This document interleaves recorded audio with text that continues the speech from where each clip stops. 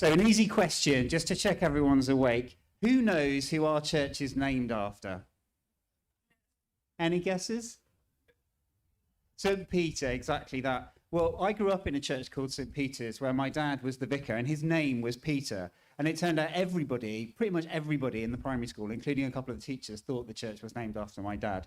But we're not remembering my dad today. We're remembering St. Peter, one of Jesus' disciples who lived around 2,000 years ago, a very long time ago. Obviously, this church, St. Peter's Church in St. Albans, has been here for more than half of that time. And if you want to know the details, I know Den has recently written a very large document all about it. This church has seen a lot of history happen.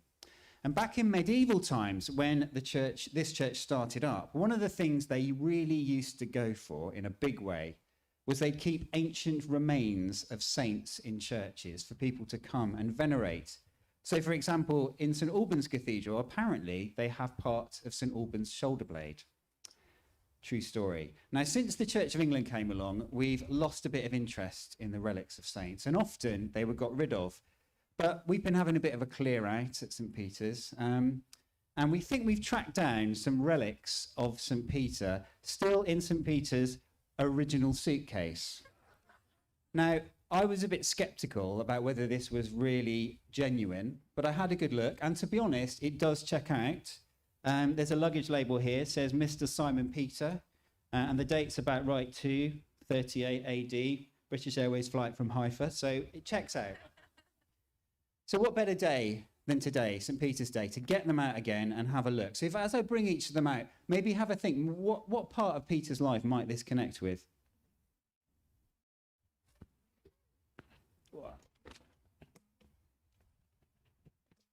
Right, this looks like maybe some kind of fishing net. Any clues why that might be in there? He was a fisherman, correct. Very good, very good. Here's another one. This is a slightly offbeat one. Some kind of buoyancy aid. Why might he have had that? Well, he tried to walk on water and it didn't quite work out, did it? Jesus had to rescue him, so that's probably got that around with him these days. And then that was the biggest rock I could find, but yes, Peter, the rock on which the church was built. And then a slightly experimental one that may not work, we'll see.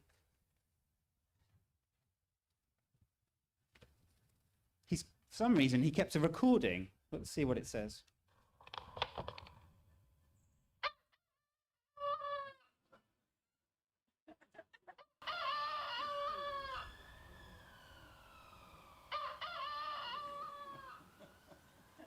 Old school. Any guesses?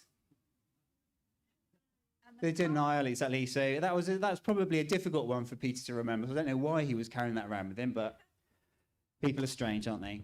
Well, and then there's one final one. Any ideas? Some chains? Yeah, that's right. Peter was in prison, and we heard about Peter in prison in the reading that we had today. And so there he was, waiting to be executed by Herod, and then God sent an angel to bust him out of prison. There he was, double chained between two soldiers. The angel appears, taps Peter on the side to wake him up, and tells him, get up quickly. The chains fall from his wrists. They tiptoe past the guards. They get to the big iron prison gate, which swings open, and out he goes into freedom. Now, that's a story which is often used to talk about what happens when we become Christians. God frees us from all the bad stuff that makes us feel guilty and sad and not good enough. All those memories of times when we messed up. All those bad words spoken over us which have stuck in our minds.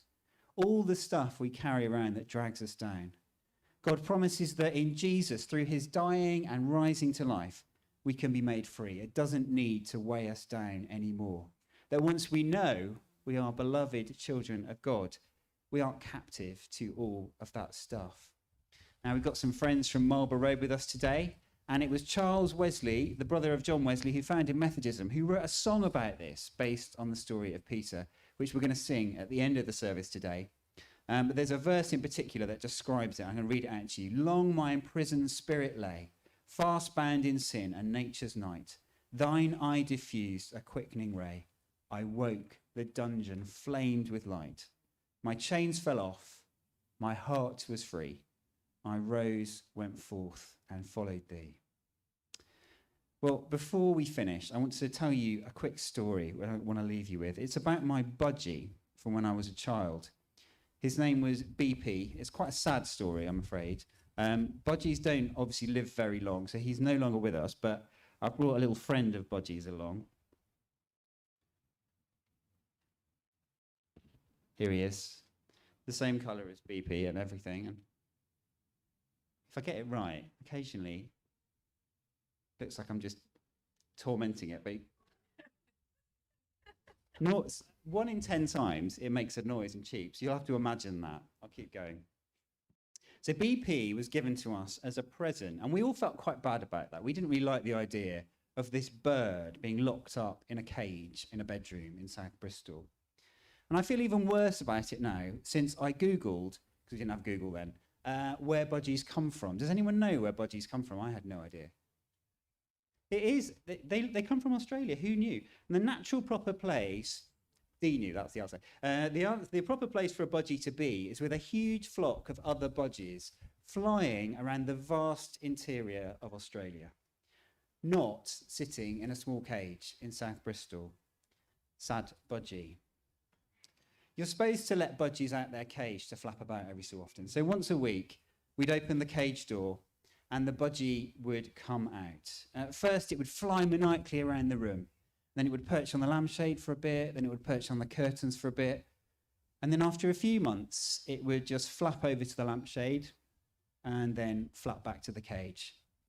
Then after about a year, it didn't even bother to do that. We'd open the cage and poor BP would just sit there, stare at the open cage door, and he wouldn't bother to leave. He spent the rest of his life just sitting in that cage. Now, the point of this story is not just don't buy somebody a caged bird as a present, but also, I wonder how many of us have forgotten that the cage door is open.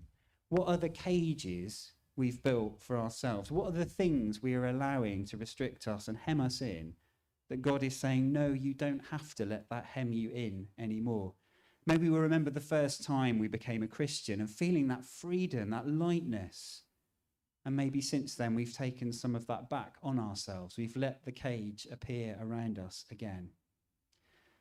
Throughout the church's year, we tell and retell the story of Jesus being born, living, dying, and rising again. Maybe sometimes we just need to remind ourselves at times like this that the story doesn't end there. That the Lord is here, his Spirit is with us, blasting open the doors of whatever cages we've created for ourselves and for our churches, and calling us out into the world to bring hope and truth and justice. So during this next song, have a think about what it is that's been hemming you in, keeping you in a cage. And as we come up for communion in a moment, let's ask God to show us again that open cage door. Let's open our hearts and our minds to his love for us once more. Amen.